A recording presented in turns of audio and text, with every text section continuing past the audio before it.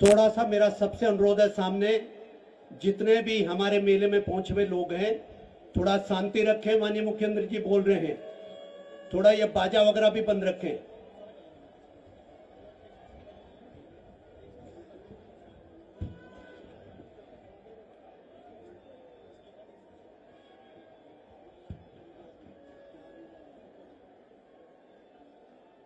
भारत माता की, भारत माता की। वीर शहीद केसरी चंद अमर रहे, वीर शहीद केसरी चंद जी अमर रहे। वीर शहीद केसरी चंद की स्मृति में आयोजित इस शहीदी मेले के अवसर पर मंच पर आसीन हमारे विकासनगर क्षेत्र के लोकप्रिय विधायक आदरणीय मुन्ना सिंह चौहान जी, मंच पर आसीन श्री संजीव चौहान जी, अध्यक्ष वीर केसरी चंद समिति, विपिन चंद शर्मा जी, पौत्र वीर केसरी चंद जी, हमारे युवा जिनको अभी उत्तराखंड सरकार में जिम्मेदारी दी गई है, श्री गीताराम गौड़ जी, श्री रामशरण नोटियाल जी, मूरतराम शर्मा जी, प्रताप सिंह रावत जी, राजेंद्र सिंह तोमर जी, ब्लॉक प्रमुख मठोर सिंह जी एवं मंच पर आसीन हमारे सभी पदाधिकारीगण, सभी जनप्रतिनिधिगण और इस मेले के अवसर पर विशाल संख्या में मेले में पधारे मेरे सभी बड़े बुजुर्ग, सभी माताएं बहनें, सभी हमारे युवा नौजवान साथी और बड़ी संख्या में मैं जब केसरी चंद जी का माल्यार्पण करके लौट रहा था, पूरे रास्ते भर मुझे जो सबसे अच्छा इस मेले में देखने को मिला वो मिला कि हमारे नन्हे मुन्ने बच्चे बड़ी संख्या में मेले में आए हैं। ऐसे मेरे सभी नन्हे मुन्ने प्यारे बच्चे, बुजुर्ग माताएं बहनें, सभी का मैं आज इस शहीदी मेले के अवसर पर आप सभी का हृदय से स्वागत करता हूं, आप सबका अभिनंदन करता हूं। और आज के इस अवसर पर मैं आजाद हिंद फौज के सिपाही और स्वतंत्रता संग्राम के महानायक वीर शहीद केसरी चंद जी को नमन करते हुए उनको अपनी भावांजलि अर्पित करता हूं। भाइयों बहनों, ये मेरा सौभाग्य है कि मुझे वीर शहीद केसरी चंद स्मारक समिति की ओर से आयोजित इस शहीदी दिवस के अवसर पर आप सबके बीच में और इस मेले में सम्मिलित होने का, उपस्थित होने का शुभ अवसर प्राप्त हुआ है।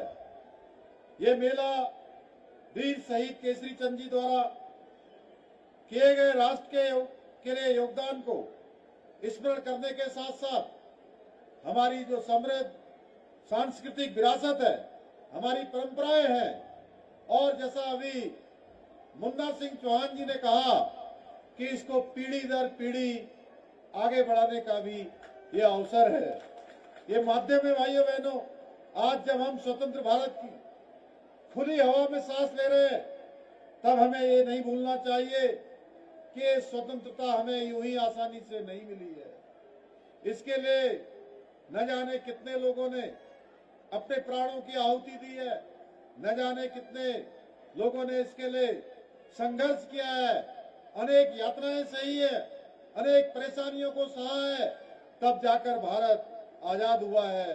भाइयों बहनों, इसके पीछे अनगिनत हमारे स्वतंत्रता संग्राम सेनानियों का त्याग, बलिदान और संघर्ष छिपा हुआ है। जब नेताजी सुभाष चंद्र बोस जी ने आजाद हिंद फौज का गठन किया था, तब उत्तराखंड की वीर भूमि के अनेक सपूत भी मातृभूमि की पुकार पर आगे आए जौनसार भावर के वीर सपूत शहीद केसरी चंद जी ने भी आजाद हिंद फौज में शामिल होकर भारत की स्वतंत्रता के लिए संघर्ष किया, अपने प्राणों का बलिदान दिया। इम्फाल में अंग्रेजों से लड़ते हुए उन्हें गिरफ्तार कर लिया गया। अंग्रेजी हुकूमत ने उन्हें मौत की सजा सुनाई। मात्र 6 माह की अल्पायु में अमर बलिदानी केसरी चंद जी ने 3 मई 1945 को हंसते हंसते फांसी के फंदे को चूम लिया और भारत की आजादी का मार्ग प्रशस्त कर दिया। भाइयों बहनों, आजादी का मार्ग दिखा दिया। उनका ये बलिदान न केवल उत्तराखंड बल्कि समस्त देशवासियों की स्मृतियों में सदैव अमर रहेगा और आने वाली पीढ़ियों के लिए वो हमेशा अनंत प्रेरणा के स्रोत रहेंगे। भाइयों बहनों, उत्तराखंड की पवित्र भूमि हमेशा वीरों की भूमि रही है। चाहे वो स्वतंत्रता संग्राम की लड़ाई हो, चाहे देश की सीमाओं की रक्षा करनी हो, उत्तराखंड के वीर सपूतों ने हमेशा आगे आकर अपने प्राणों की आहुति दी है और हमेशा भारत मां का मान सम्मान और स्वाभिमान बढ़ाने का काम किया है। परंतु दुर्भाग्यवश पूर्ववर्ती सरकारों ने उनके कार्यकाल में हमारे स्वतंत्रता संग्राम सेनानियों को वो उचित सम्मान नहीं मिल सका जिसके वो वास्तविक हकदार थे। लेकिन आज पूरे देश के अंदर आदरणीय प्रधानमंत्री श्री नरेंद्र मोदी जी के नेतृत्व में स्वतंत्रता संग्राम की ऐसी कई गौरवशाली गाथाओं को देश की आने वाली पीढ़ियों को पुनः स्मरण कराने के लिए कई स्मारकों का, कई संग्रहालयों का आज निर्माण करवाया जा रहा है, जिससे कि उनकी स्मृति चिरकाल तक स्थायी रहे, चिरकाल तक उनका स्मरण होता रहे। हम जहां एक और स्वतंत्रता संग्राम के सैनिकों की स्मृति में सड़कों का, विद्यालयों का और अनेक संस्थानों का नामकरण कर रहे हैं, वहीं शहीद स्मारकों के निर्माण और संरक्षण की दिशा में भी हम व्यापक रूप से काम कर रहे हैं। हमारी सरकार ने प्रदेश में स्वतंत्रता संग्राम के वीर सेनानियों और मां भारती की रक्षा में अपने प्राणों की आहुति देने वाले वीर सैनिकों के कल्याण के लिए, उनके परिवारों के लिए भी अनेक योजनाओं की शुरुआत की है। आज जहां एक और स्वतंत्रता संग्राम सेनानियों के आश्रितों को स्वास्थ्य सेवाओं और आवासीय योजनाओं में, अन्य योजनाओं में प्राथमिकताएं दी जा रही हैं, वही शहीदों के आश्रितों को मिलने वाली जो अनुग्रह राशि है उसको 10 लाख रुपए से बढ़ाकर हमने 50 लाख रुपए का प्रावधान कर दिया है। इसके साथ ही हमने बलिदानियों के परिवार के एक सदस्य को सरकारी नौकरी में समायोजित करने का भी निर्णय लिया है और सरकारी नौकरी के लिए आवेदन करने की जो अवधि पहले मात्र 2 वर्ष की होती थी, उस अवधि को बढ़ाकर 5 वर्ष कर दिया है। अब 5 वर्ष तक उनके परिवार के लोग आवेदन कर सकते हैं। यही नहीं, हम प्रदेश में बलिदानियों के आश्रितों को नौकरी पूर्व प्रशिक्षण तथा पुत्री विवाह अनुदान जैसी अनेक योजनाएं आज संचालित कर रहे हैं। साथ ही स्वतंत्रता संग्राम सेनानियों और उनकी वीरांगनाओं, विधवाओं के साथ साथ द्वितीय विश्व युद्ध में के वीरांगनाओं और वेटरन्स की पेंशन में भी बढ़ोतरी की गई है। इसके अतिरिक्त राज्य में वीरता पुरस्कार प्राप्त करने वाले सैनिकों और पूर्व सैनिकों हेतु सरकारी बसों में यात्रा की निःशुल्क व्यवस्था का प्रावधान करने के साथ साथ सेवारत व पूर्व सैनिकों को 25 लाख रुपए तक की संपत्ति खरीद पर स्टाम्प ड्यूटी में 25% की छूट भी प्रदान की जा रही है। इतना ही नहीं भाइयों बहनों, आज मैं इस अवसर पर आप सबके समक्ष यह भी कहना चाहता हूं, हमने राज्य हित में अनेक ऐतिहासिक निर्णय लिए हैं जिन्हें पूर्व की सरकारों ने अपने राजनीतिक स्वार्थ के कारण ठंडे बस्ते में डाल दिया था। आज देवभूमि उत्तराखंड को पूरे देश में ये गौरव प्राप्त हो गया है कि देश की आजादी के बाद सबके लिए समान नागरिक संहिता का कानून देवभूमि उत्तराखंड में लागू हो गया है। भाइयों बहनों, वहीं प्रदेश में हमने देश का सबसे प्रभावी नकल कानून लागू किया है और ये नकल कानून लागू होने के बाद एक भी नकल का मामला सामने नहीं आया है। भाइयों बहनों, गरीब माता पिता के बेटे बेटियों को आज योग्यता, क्षमता और प्रतिभा के आधार पर नौकरी मिलनी प्रारंभ हो गई है। उनका आत्मविश्वास लौटा है, उनके माता पिता का आत्मविश्वास लौटा है।